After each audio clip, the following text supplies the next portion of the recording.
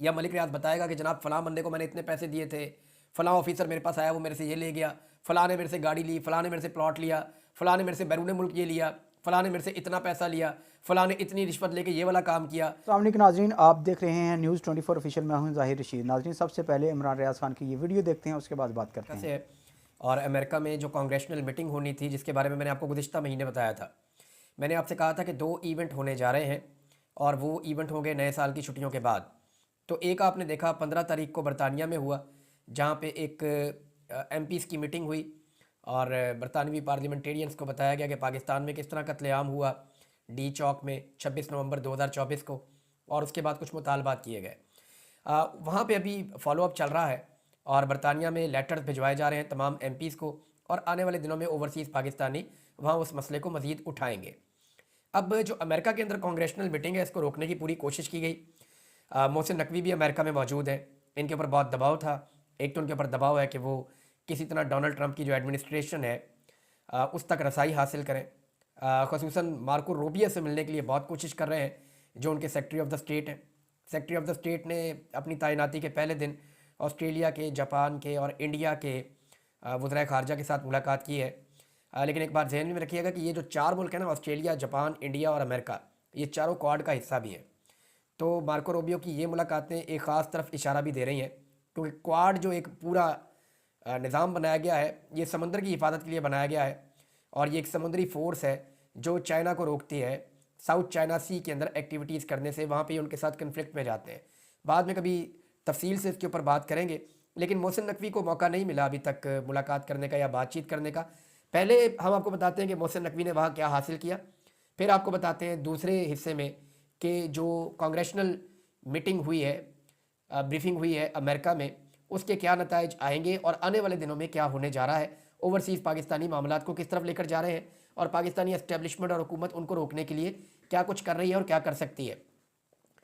ये मोहसिन नकवी की नाकामी का यहाँ से आपको अंदाज़ा हो जाना चाहिए कि हुसैन हक्कानी, जो नॉर्मली इस वक्त इस हुकूमत के बहुत करीबी हैं और हुकूमत की तारीफ़ें करते हैं, इमरान खान साहब के सख्त तरीन नाक़िद हैं, हुसैन हक्कानी साहब भी मजबूर हो गए ये कहने पे कि कोई ज़रूरत नहीं थी, ये गैर ज़रूरी है जो मोहसिन नकवी ने किया है। उनका ट्वीट क्या है मैं आपको पढ़ के सुनाता हूँ। हुसैन हक्कानी का कहना है कि वज़ीर दाखिला को अमेरिका जाने और ये तासुर देने की कोशिश करने की कोई ज़रूरत नहीं थी कि वो वज़ीर ख़ारजा का काम भी कर सकते हैं। वैसे भी अब तक उनकी मुलाकात किसी ऐसे फ़र्द से नहीं हुई जो अमेरिका के खारजा ताल्लुकात का ज़िम्मेदार हो और पाकिस्तान के काम आ सके। तो ये हुसैन हक्कानी का स्टेटमेंट है। इसके अलावा एक स्टेटमेंट जो है वो जुल्म खलीलदाद का भी है। जुल्म खलीलदाद समझ रहे हैं कि पाकिस्तान को बहुत नाकामी हुई है, पाकिस्तान को इमरान खान साहब को आज़ाद रखना चाहिए था, और इस बारे में जुल्म खलीलदाद ने बड़ा क्लियर एक स्टेटमेंट दिया कि अगर इमरान खान साहब बाहर होते तो वो ज़रूर मेहमान खसूसी बनकर जाते या मेहमान बनकर जाते इस तकरीब हलफ बर्दारी में, क्योंकि डोनाल्ड ट्रंप इमरान खान साहब की बहुत तारीफ़ करते हैं। जुल्म खलीलदाद ने कहा कि भारत के वज़ीर जयशंकर ने सदर ट्रंप की हलफ बर्दारी की तकरीब में शिरकत की, वो तो पहली लाइन में सामने ही बैठे हुए थे। अगर इमरान खान जेल में ना होते तो मेरा मानना है कि वो इस नहायत अहम तकरीब में मेहमान खसूसी होते। ये पाकिस्तान के लिए एक बड़ा नुकसान है। इमरान खान को रिहा करें और पाकिस्तान को तबाही से बचाएं। अब मामला ये है कि इस वक्त पाकिस्तानी एस्टेब्लिशमेंट ने और हुकूमत ने पूरी कोशिश की है कि 22 तारीख को जो कांग्रेशनल मीटिंग हो रही थी उसको किसी तरह रोका जाए या उसको नाकाम किया जाए।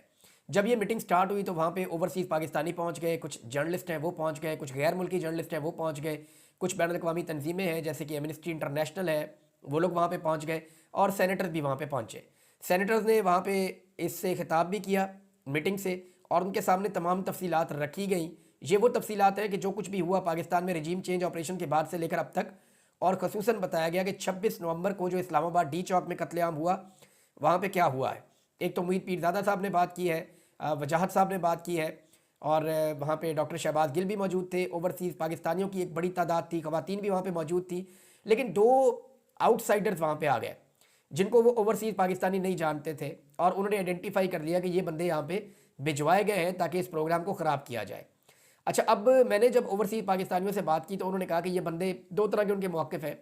कुछ लोगों ने मुझे ये बताया कि ये बंदे जो पाकिस्तानी एम्बेसी है उन्होंने प्रोग्राम को ख़राब करवाने के लिए भिजवाए थे, और कुछ लोगों का कहना है कि ये बंदे नून लीग ने भिजवाए थे। अब बंदे जिसने भी भिजवाए थे पुलिस ने उठा के उनको वहाँ से बाहर निकाल दिया। यानी जब निशानदेही की गई कि ये बंदे आउटसाइडर हैं, इनका इस प्रोग्राम से कोई ताल्लुक नहीं है, ये इस प्रोग्राम को ख़राब करना चाहते हैं, तो उन लोगों ने वहाँ रोला कप भी डाला। लेकिन उसके बाद पुलिस आई, पुलिस ने उन बंदों को उठाया, और सार्जेंट एट आर्म जो है उन्होंने उठा के उन बंदों को बाहर निकाल दिया। अब वज़ीर दाखिला वहाँ पे मौजूद थे, लेकिन इसके बावजूद ये प्रोग्राम हो जाना और ये एक कामयाब प्रोग्राम हो जाना, ये अब एक मसला बन जाएगा मौजूदा हुकूमत के लिए। देखिए, ये चीज़ें 1 या 2 दिन में होनी नहीं है। ये ओवरसीज़ पाकिस्तानी भी जानते हैं और पाकिस्तान की हुकूमत और इस्टेब्लिशमेंट भी जानते हैं। वजह यह है कि अगर हुकूमत ने ज़ोर लगाना है या इस्टेब्लिशमेंट ने ज़ोर लगाना है तो उनको भी महीने लग जाएंगे अपनी चीज़ें सीधी करने में, और ओवरसीज़ पाकिस्तानियों ने ये काम करना है तो उनको भी आहिस्ता आहिस्ता इस काम में आगे बढ़ना पड़ेगा।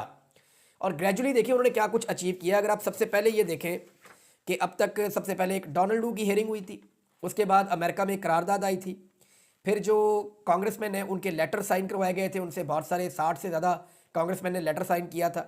फिर उसके बाद जो है वो अब एक और कांग्रेशनल मीटिंग हुई है, हेयरिंग हुई है, और इसके बाद एक और 2 चीज़ें होने जा रही हैं। 12 फरवरी को जो ट्रंप की रिपब्लिकन पार्टी है उसके जो कांग्रेसमैन हैं उनके साथ पाकिस्तान तहरीक इंसाफ के कुछ लोग मिलेंगे, और ओवरसीज़ पाकिस्तानियों की एक तंजीम है वो भी उनसे मिलने जा रही है। पाकिस्तान के हालात से मुताल्लिक वहाँ पे भी ब्रीफिंग दी जाएगी और उनको बताया जाएगा। जबकि मेरी इत्तला के मुताबिक जैसा कि पहले दस्तखत करवाए गए थे कांग्रेसमैन के और ख़त भिजवाया गया था अमेरिकन एडमिनिस्ट्रेशन को, तो अब एक और ख़त लिखा जाएगा जो स्टेट डिपार्टमेंट को भिजवाया जाएगा और उस खत के ऊपर दोबारा से कांग्रेसमैन के दस्तखत करवाए जाएंगे। इससे पहले नाजरीन जो एक करारदाद पास करवा ली थी पाकिस्तानियों ने अमेरिका से, उस करारदाद के अंदर जो वोटिंग की सिचुएशन थी वो ऐसे थी कि 431 टोटल वोट थे, जिनमें से 56 गैर हाजिर थे, 7 लोगों ने मुखालफत की थी, जबकि 368 लोगों ने साथ दिया था ओवरसीज़ पाकिस्तानियों का। यानी 368 कांग्रेसमैन ने साथ दिया था ओवरसीज़ पाकिस्तानियों का। जी हाँ नाज़रीन, तो बिल्कुल आज तक के लिए इतना ही। नई अपडेट के साथ आपकी खिदमत में फिर हाजिर होंगे। इसी के साथ हमें बेनवाज़ ज़ाहिर रशीद को इजाज़त दें। अल्लाह हाफिज़। पाकिस्तान जिंदाबाद।